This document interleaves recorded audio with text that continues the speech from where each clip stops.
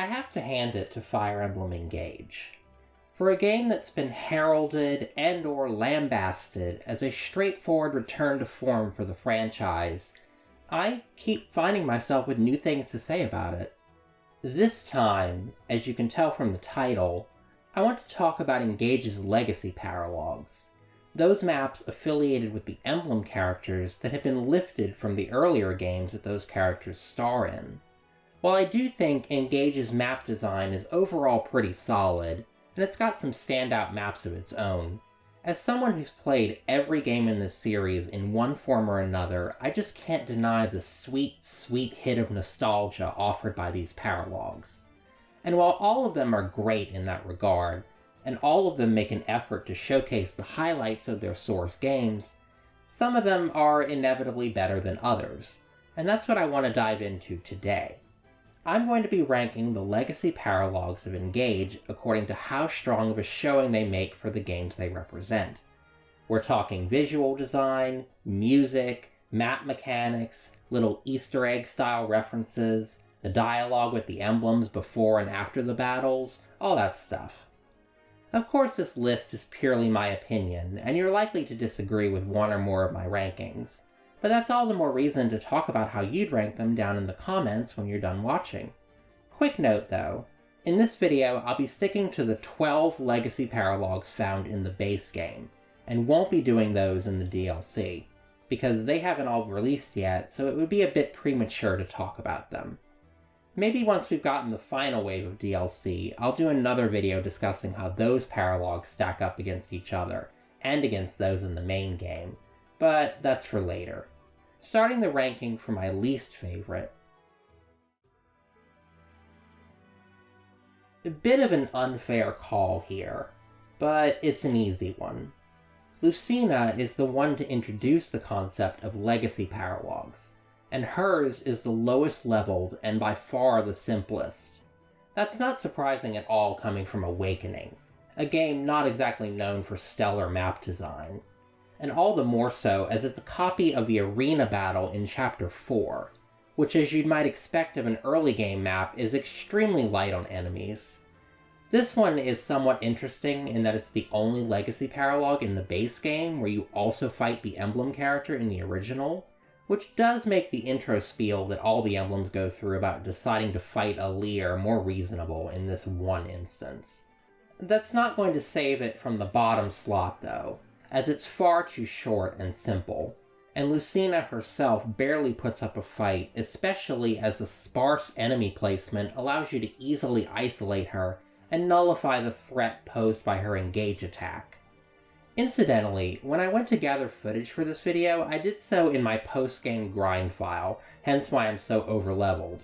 But based on my first playthrough, when I tackled these paralogues at appropriate levels, I can confidently say that Lucina's is still the most basic and unremarkable of the bunch.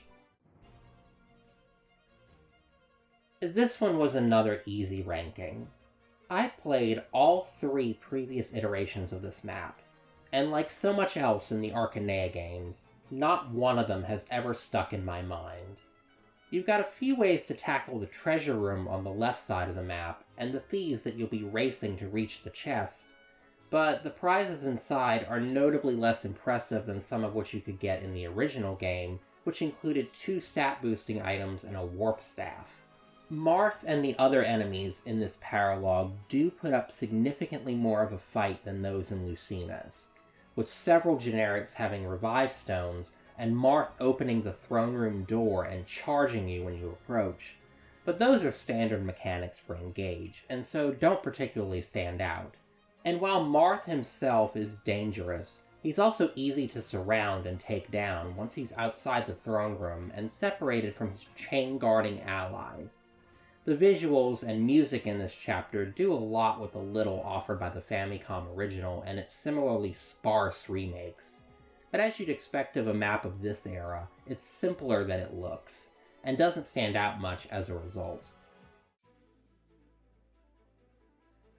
The low-hanging fruit for this ranking would be to remark that this paralogue is a plain indication of how irrelevant Lyn is to Blazing Blade as a whole, because this map isn't from Blazing Blade, but rather from Binding Blade, which actually has a full route split set in Sakai.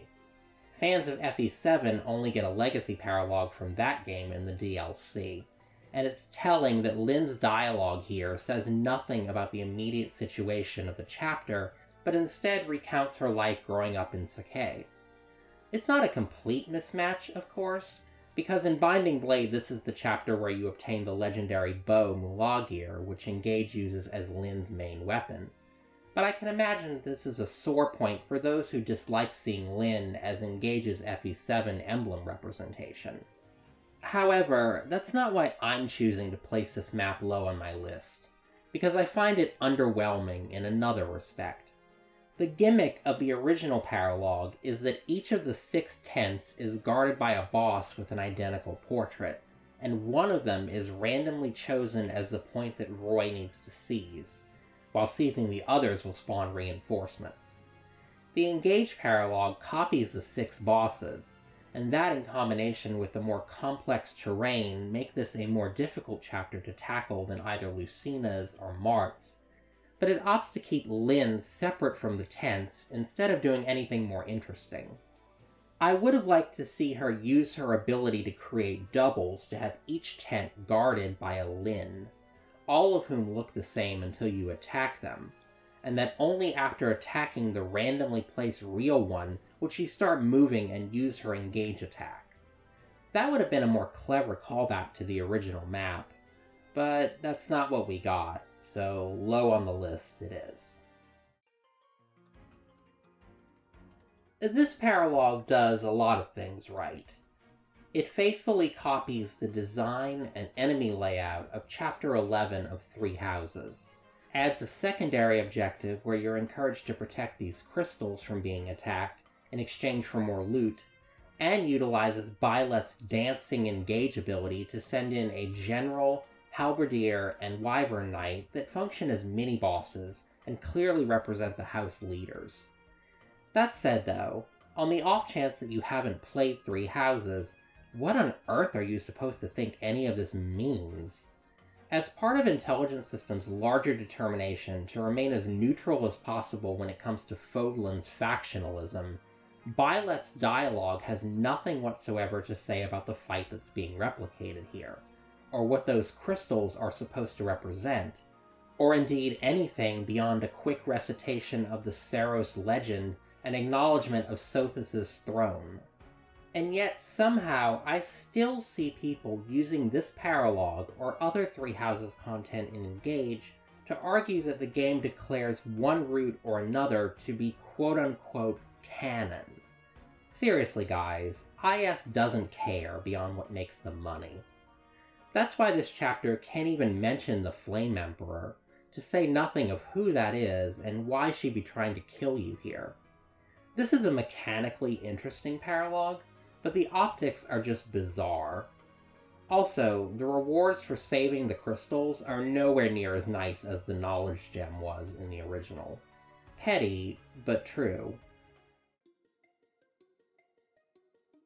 When I began drawing up this list, I put Celica's paralogue all the way at the bottom, because on my first playthrough I unknowingly sent a flyer into her warp range on the first turn, and the aggressive AI had her teleport to them, leaving her to get swarmed and taken out by turn 2.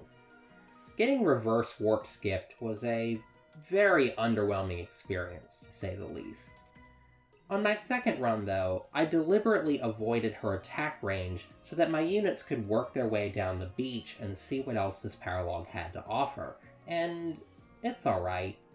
The original map is the epitome of Gaiden's uninspired map design, but this version spices things up with enemy summoners that routinely call in more enemies, as well as a ship that's now part of the map and features a cannon to help deal with the waves of summons.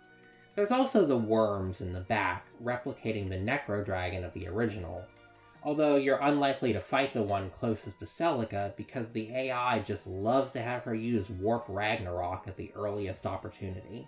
I still couldn't rate this paralogue too highly, on account of how you have to avoid the entire left side of the map if you want to get anything out of it beyond a quick clear, but upon reevaluation, I realize that it does a decent job at incorporating a few of its source game's more well-known elements, and so earns a more middling position. Coming up to the middle of the list, Roy's Paralogue does stand out as the chapter it's pulling from is more memorable on the whole, with its large size, complex layout that forces you to divide up your forces, and constant waves of wyvern reinforcements. The scale of this map feels a bit shrunken here, but that only makes all the flying enemies more dangerous.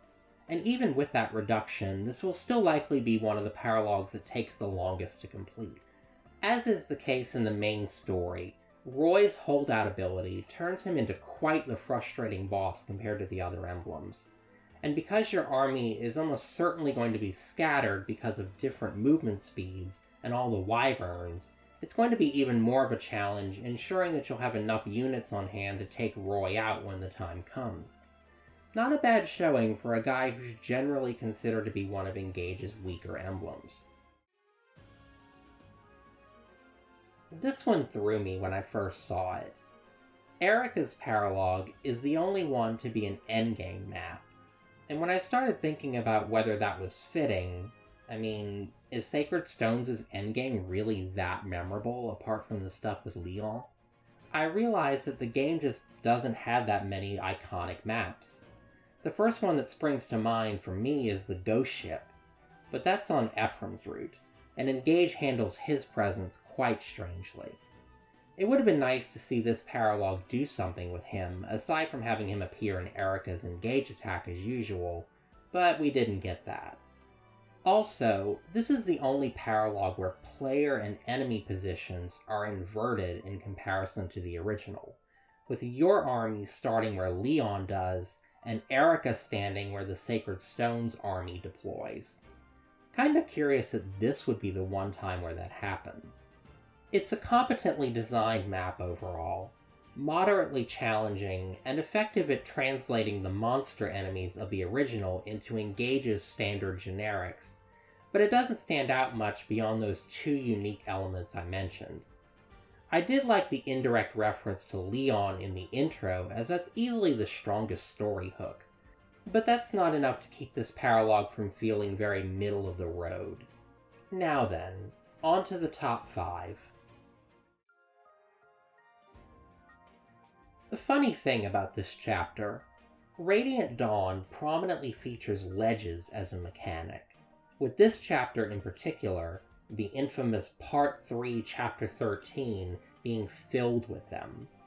However, because Engage's map geometry is less three-dimensional than that of a game that came out 17 years ago, all of those ledges have been turned into simple ramps, making the map feel smaller and easier to navigate. It's still a challenging one though, and one with a defend condition not seen in any of the other paralogues. And as in Erica's map, it adequately translates the high movement Laguz enemies of the original into an abundance of cavalry and flyers.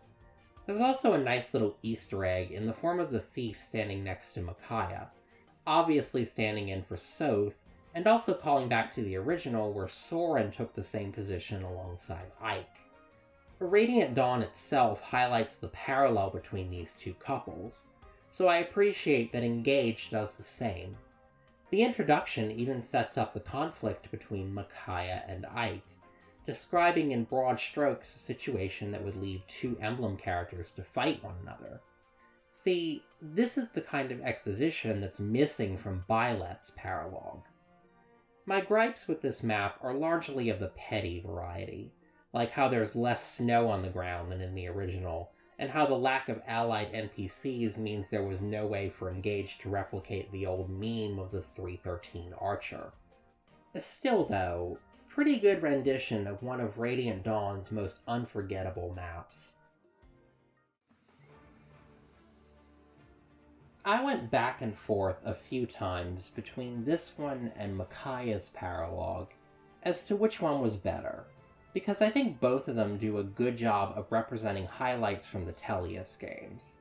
Micaiah's map is unquestionably more complex, as may be expected of a chapter from later in its respective game. Ike's Paralogue is certainly one that players of Path of Radiance will recall for both its story significance and the difficulty spike that it represented, but it's still straightforward in that usual early game way. It's even a defend map too, albeit one with more obvious choke points to blockade. What gave the FE9 Paralogue the edge for me is that Engage doesn't stick to the formula with this one. It's not a defend map this time around. And what's more, this Paralogue quickly becomes memorable in a new way when Ike begins charging and destroys the central building, something that does not happen in Path of Radiance. It's a clever way to turn the tables on fans who went into this chapter thinking they knew what to expect, and it's a much better demonstration of Emblem Ike's ability to instantly destroy obstacles than the story chapter where he's introduced, which is just tedious by comparison. I think that's a reference to how Path of Radiance was the first game where you could break down doors instead of needing to unlock them. But either way, this is a challenging map with a nice twist. And there's even a small nod to Ilyana being recruited here via a generic who drops a Thunder Tome.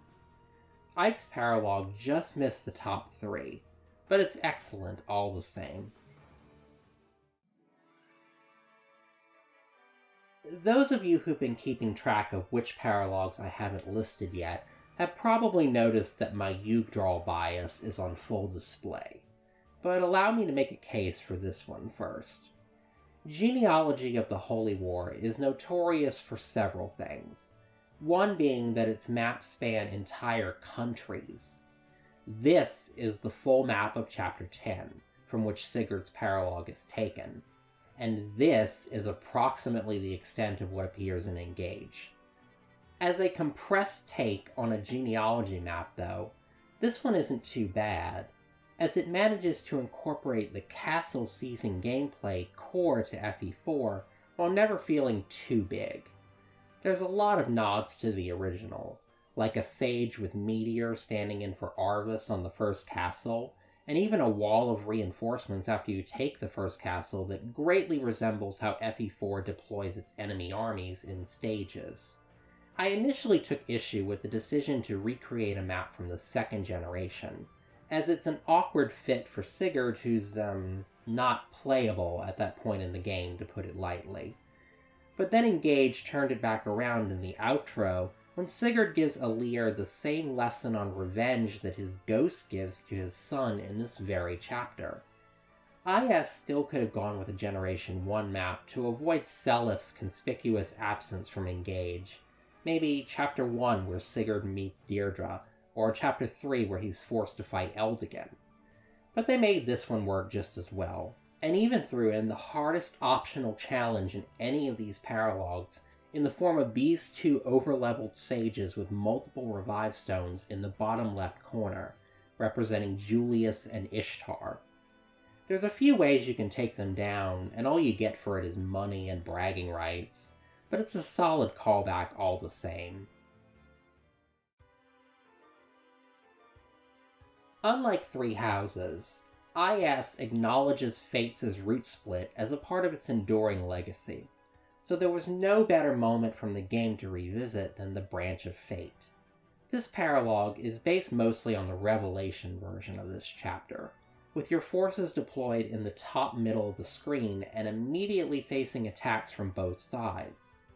Even though this is an early game map like Lucina's, the stream in the middle and the broken bridge on the left side limit your options for advancing, at least until several turns in when Corrin uses a Dragon Vein to set the stream on fire, giving the enemies free rein to attack your position. The highlight of this Paralogue is easily the 2 sets of generics that start in the bottom corners, corresponding to the royals of Hoshido and Nor, and blocking your path to Corrin on the central bridge. The royals do appear on this map in Revelation, but you won't fight them, making this feel like a fun extension of the original concept. The best of these legacy Paralogues do a great job of reminding me of what I enjoyed about the games that they come from, and in this case, I can't help but think of how I'd probably like Fates a lot more, if only for a number of gameplay mechanics that just never clicked with me. Corin's Paralogue replicates the drama and the creative map design of her game, earning it the number 2 spot. Only one left.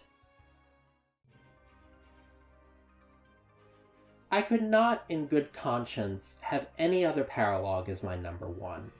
Leafs takes just about everything I praised in all of the other Paralogues and combines it with a taste of the brutal difficulty and cunning enemy tactics for which Thracia 776 is infamous, all laid out across a reenactment of one of the most unforgettable battles of that game.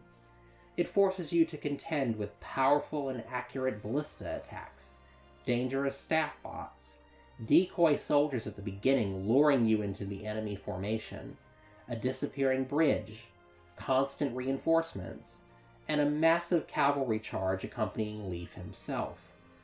While the range limit placed on Warp and Engage prevents you from cheesing this map the way it's often recommended you do so in FE5, if you want the extra money from defeating the generics standing in for Sias and the castle boss, you'll have to rely on some other types of long-range tactics, because like many other bosses in Engage, Leaf isn't going to let you approach him without going on the offensive.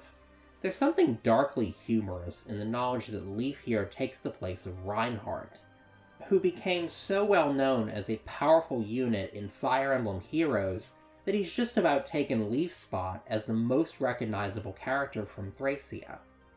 Everything's coming full circle now, and it's capped off with Leaf recounting the many setbacks he faced in his war, as well as the words of his tactician following this battle about making all that failure and bloodshed count.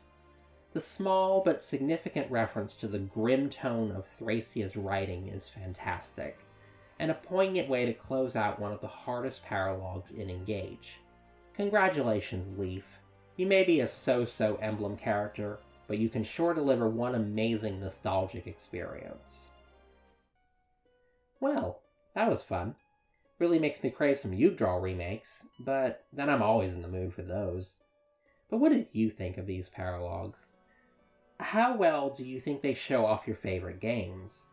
Or if you haven't played many or any games in the series besides Engage, did any of them get you interested in checking out some of the older titles?